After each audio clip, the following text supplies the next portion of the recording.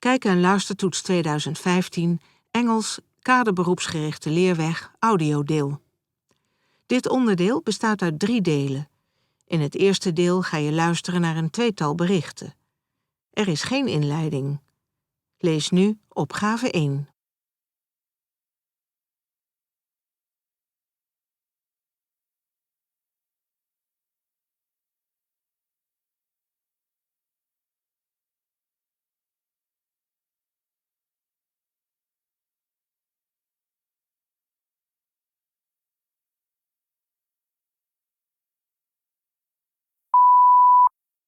Plymouth, Devon. An elderly lady was being bombarded with angry telephone calls.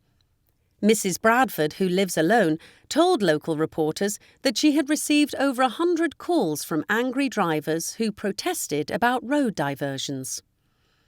The building company, Barratt Homes, caused the problem when closing a road off due to building activities and mistakenly printed her number on a road closure sign. She said that the company needed to get their facts right. She was tired of giving people Barratt's number, and she did not know anything about road closures or building sites. She said that it was a good thing that there was no one else to hear the phone calls, because there were swear words sometimes. Barratt Homes are building houses on a piece of land near Mrs. Bradford's home, despite strong local opposition. 1.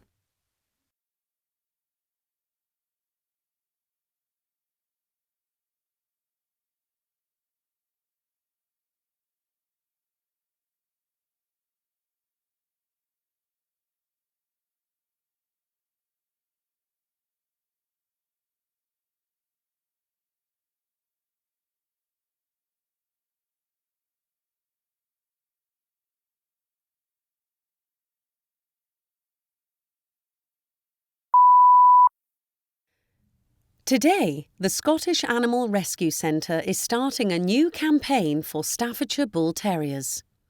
They are trying to end the use of the animals as a weapon in Scotland's communities. Staffordshire Bull Terriers have a dangerous reputation due to their fighting past.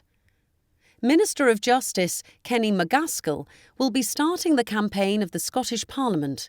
He will be stressing in his speech that many bull terriers have been rescued from cruelty or abandonment, that lots of families have received a friendly bull terrier from the centre, and that this has been a huge success. In the previous century, the Staffordshire Bull Terrier was called Nanny Dog for its love for children, and it makes a good family dog. 2.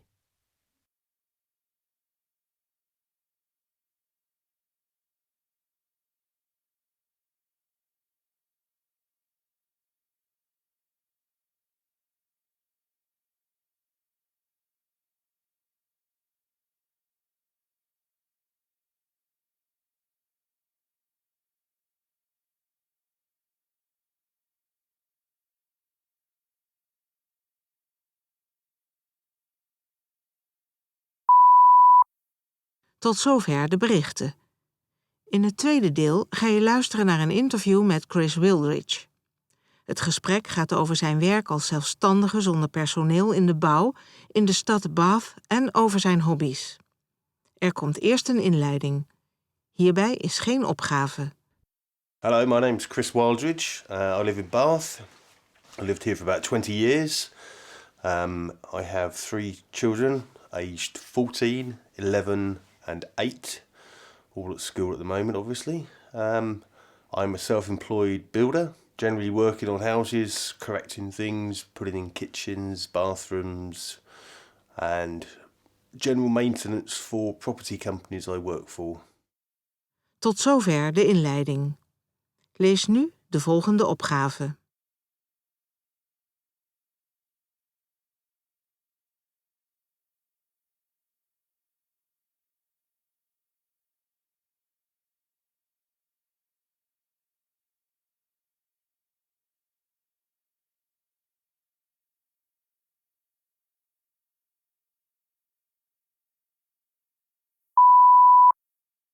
What about work?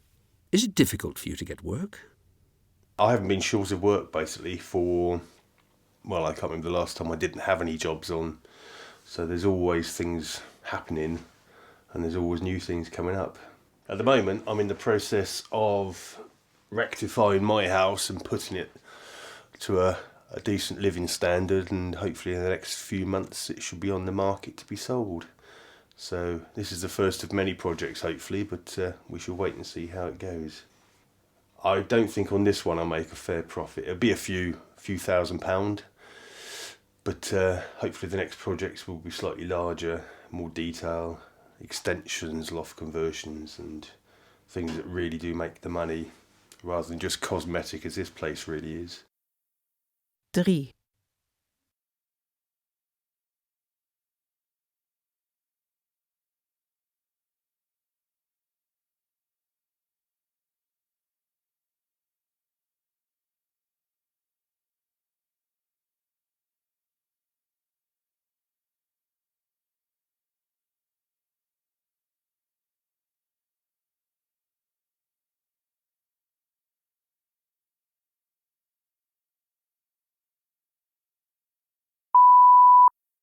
What are the sort of projects you would like to do in the future? If you wish to make money on houses, the best way to do it is to either extend the house, thus making more floor space, adding new bathrooms, installing new kitchens, possible loft conversions, which again gives you extra room within the building. They're the kind of things that add the money onto the property. Just to go into a place and paint it and tidy it up, you're not going to get a great deal, but you can have a quick turnaround with the actual house. 4.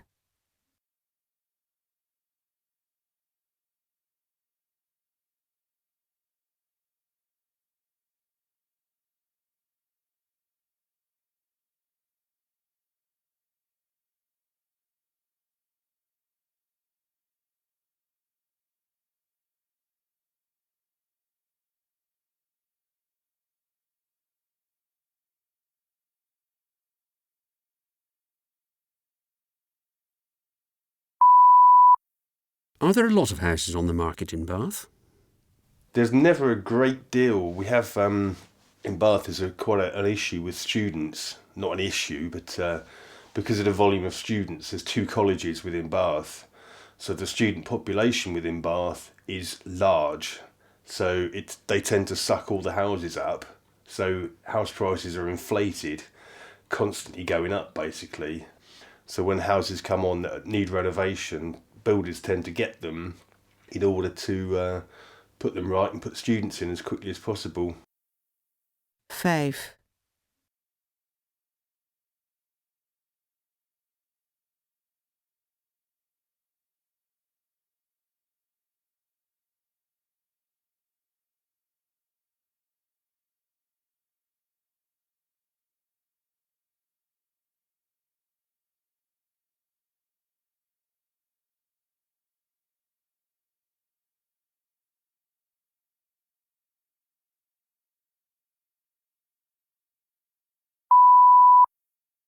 What is the building situation like in Bath?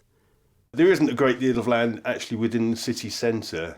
It's pretty much been sucked up, but there is potential for outside, but it's mostly farmland, which means that that won't be converted into properties. If you want to do anything in the city, you have to get the council's permission to do it.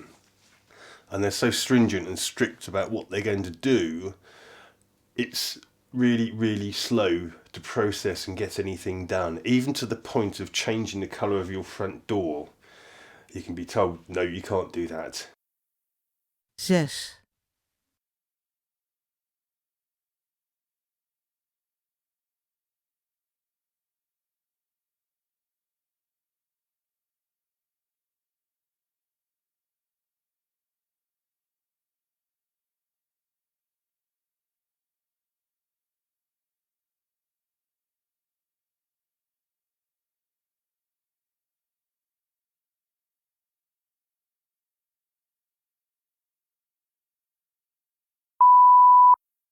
What do you do as a hobby in your spare time?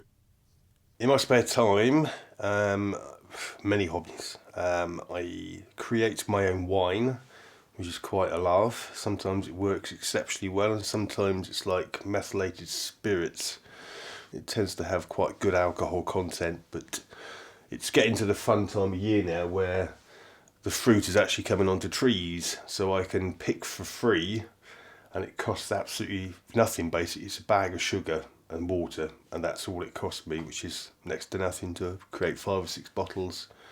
So this time of year, it's brilliant. We've got the elderflowers just coming out, so I'll pick those. And I've also got blackberries, elderberries will be here. I've also done apples and pears and things like that. So it's a very good time of year for me on the winemaking front. It's good. 7.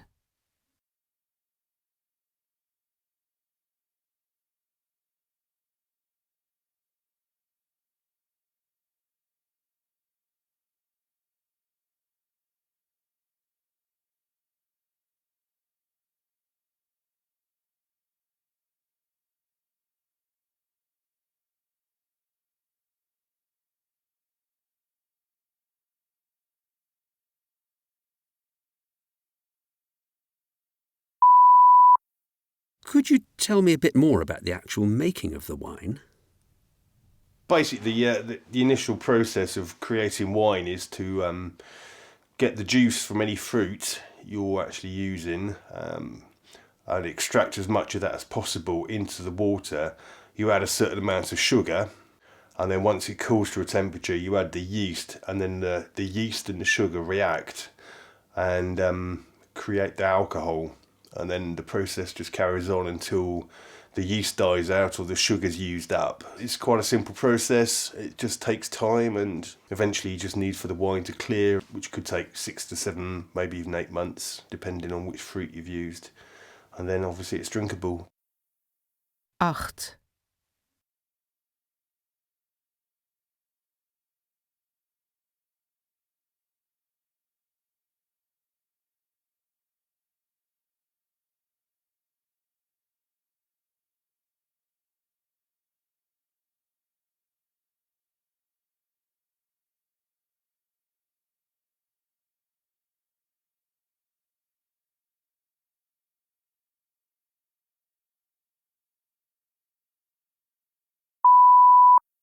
Britain is more of a beer-drinking country, isn't it? What about Pilsner that you call lager?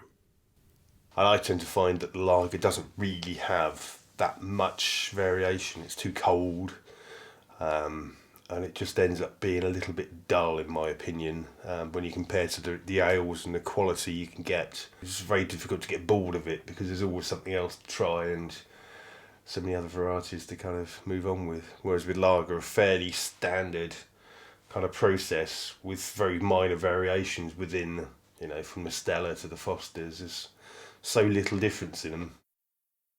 9.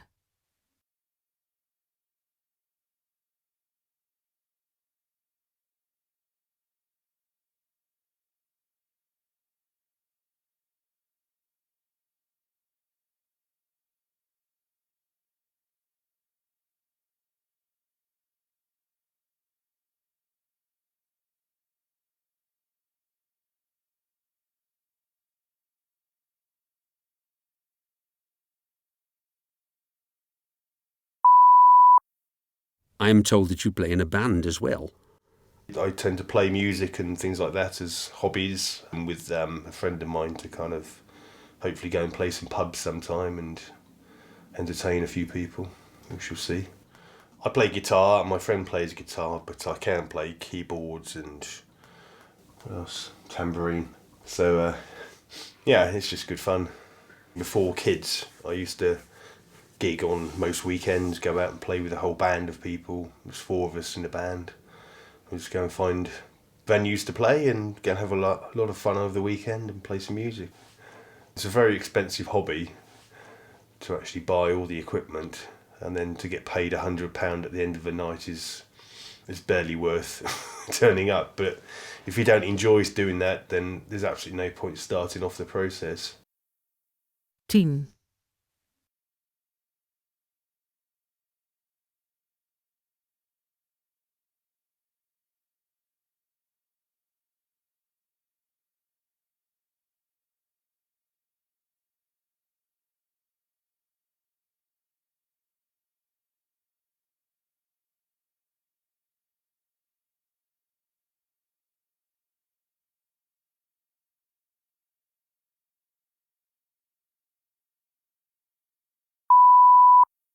What other jobs did you have before starting your building business?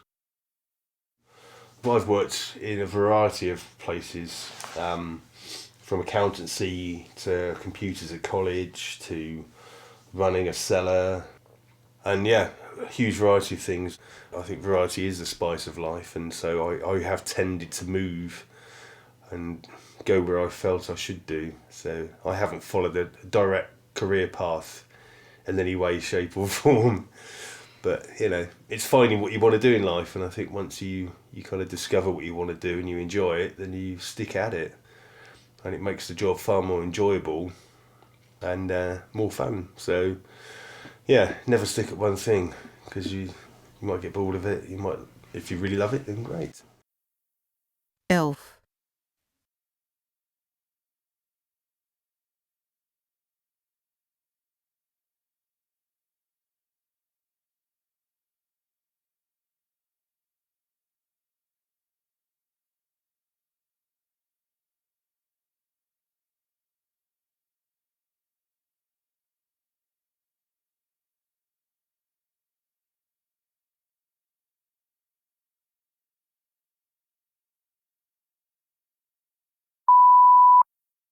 Tot zover het gesprek met Chris Wildridge. In het derde deel ga je luisteren naar een gesprek met Buffy Duberman. Ze is docente Engels aan de Rock Academy. Ze begeleidt artiesten en heeft een lesboek geschreven. Er komt eerst een inleiding. Hierbij is geen opgave. Okay, my name is Buffy Duberman, and I'm 44 years old. I'm from New York, and I've lived in Holland for over 20 years, and I'm the developer of Rock Your English, and I'm a college professor, and I love chocolate and music. Tot zover de inleiding. Lees nu de volgende opgave.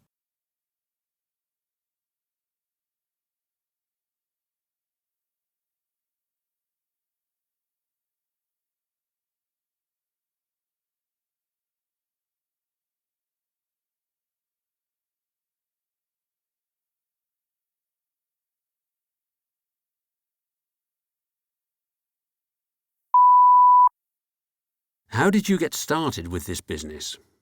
I think about 80% of my private clients are well-established artists in the music world. So everyone from Within Temptation to Raccoon to Carl Emerald. I created this whole idea about 12 years ago.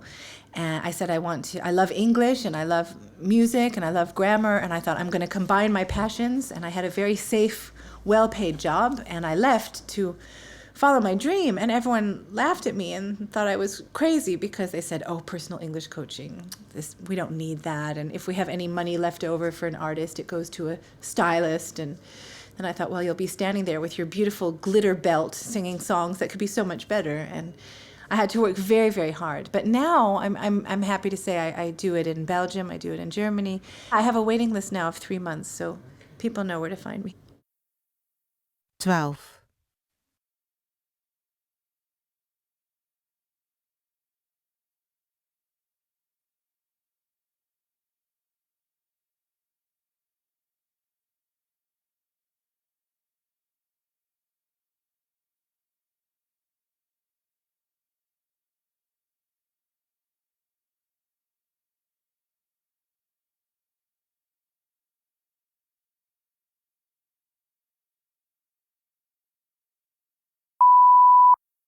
What can you tell us about your teaching method? I wrote a book about my method that's out in different countries. It's called Rock Your English, and it's activating your passive knowledge through music. If I start out by saying, today we're going to start with REM, Everybody Hurts, where the present simple tense is used a lot, and talk about why it's used in that song, and then stretch it out to see how the rules are and the vocabulary, it's working from something you know and love already and using it as a learning tool, which really, really works, because I take a song that you already know, but then we activate the grammar and learn from it. And that's a method that's very successful. I also have an online course with lots of my famous artist clients who talk to me about grammar from their own music. So I'm the only person who can take my rock star clients but use them for educational purposes, and that I love being a bridge between rock and roll and education, and that's why I teach at 3 different schools. 13.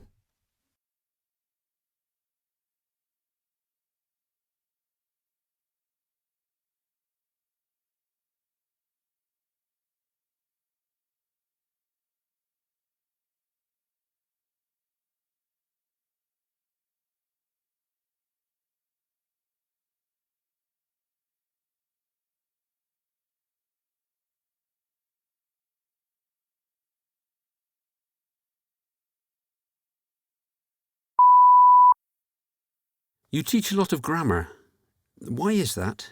I love grammar. I'm a word nerd, and grammar to me is the structure of the foundation of building your English house, let's say. And if you don't have the right grammar, sometimes you can give someone the wrong idea. For example, if I'm with a songwriter and I see a song where they say "I missed you," I always hold up what I call an English mirror to them. I say, okay, I missed you means I don't miss you anymore. I'm over you. I missed you then. It's a flashback. It's a memory. And then many times they say, no, I'm still so sad. So it's I've been missing you, or I've missed you since you left me. Then you change the grammar. So I'm not saying you have to have flawless grammar. 14.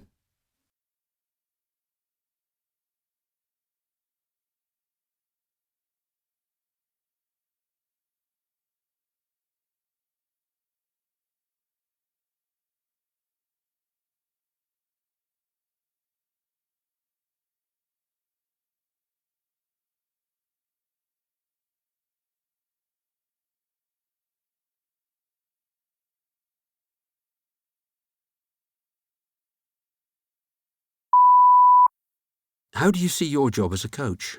I think my job as a coach is to give people enough tools, enough colors, so that they can really paint the picture that they want to paint. And that has to do with vocabulary development. If you don't have enough words, you're going to be painting with the same colors again and again. So if I see a lyric where they talk about your big heart or your good heart, big, good, and nice, for me, I always stop and say, okay, is this exactly what your soul is trying to express? Can you think of other alternatives for these words? There was a great album launched recently, and the title was called Heavy Flowers. And I thought that was really interesting, heavy flowers. You would never associate flowers as having weight. But it just shows if you describe things in different ways, it's quite intriguing. It makes it quite interesting to listen to. 15.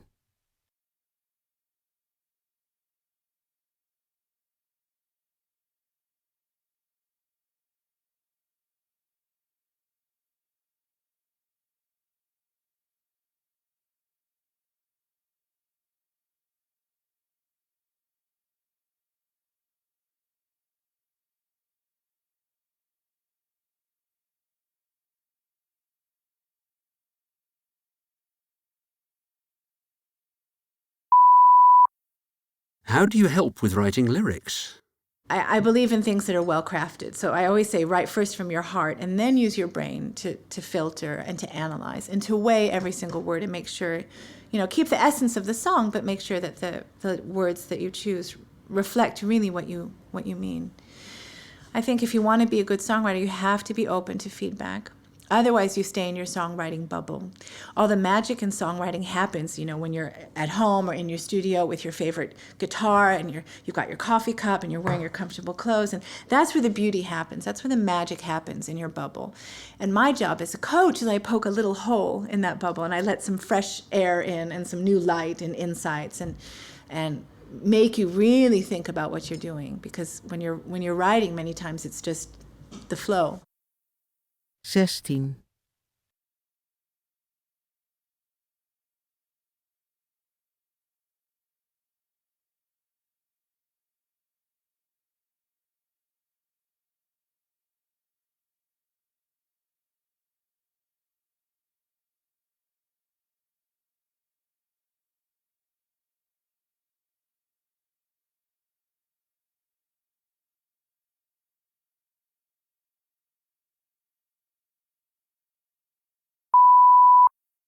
What can you tell us about the Rock Academy? The music industry is changing all the time. People are not buying CDs. You have to find new ways of generating income. So that's why we train you to work on your business skills, your communication skills, writing for other people, learning other instruments. So it's really important that you get developed in other areas as well. What we do at the Rock Academy is we train people to be all-round musicians, because the chance of you making money purely based on your own music is very, very small. My method is the same for everyone, and I make people work very hard, and I expect 110% back from everybody. 17.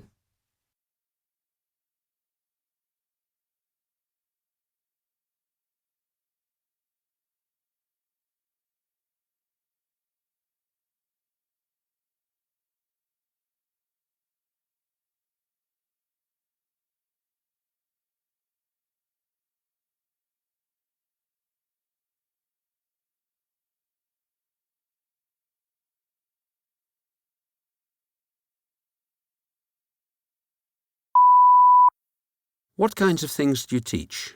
You start out with an instrument, but then in your second year you focus on another study if you want to. So you try lots of different things, and then you get more as you go on. It's a 4-year program. You get more focused on one specific field. So, for example, yesterday I did a business contract negotiation session in English, where we had an actual contract from a record company with one of our students who was going to sign with them, and we opened it up, we put it on the beamer, and we talked about it word for word what this contract was about, because we really want people when they graduate to be able to negotiate in English with an international label or a manager.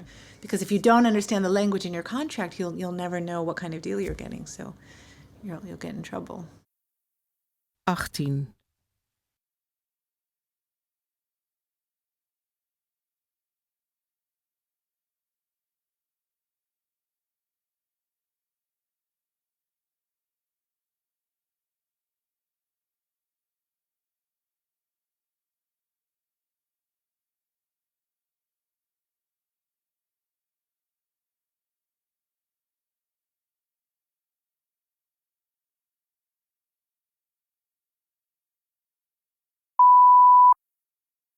What can you tell us about the life of a Dutch artist? I'm with a lot of artists who perform at Paradiso at night, and they have to be on the radio with Giel Belen at 7 or 8 in the next morning. That's rock and roll. A lot of people think rock and roll is drinking all night and trashing hotel rooms and getting girls backstage and blah, blah, blah. I know the top artists in Holland, and that's not their story. They work very hard. They have discipline. They've gotten their 10,000 hours in, and dealing with the media and interviews and press requests, and it's if you do it well, it's a full-time job, and if you do it very, very well, you have people who support their families based on your music. So there's a lot of pressure. You will have a whole company built around you and your art, which puts financial pressure as well. 19.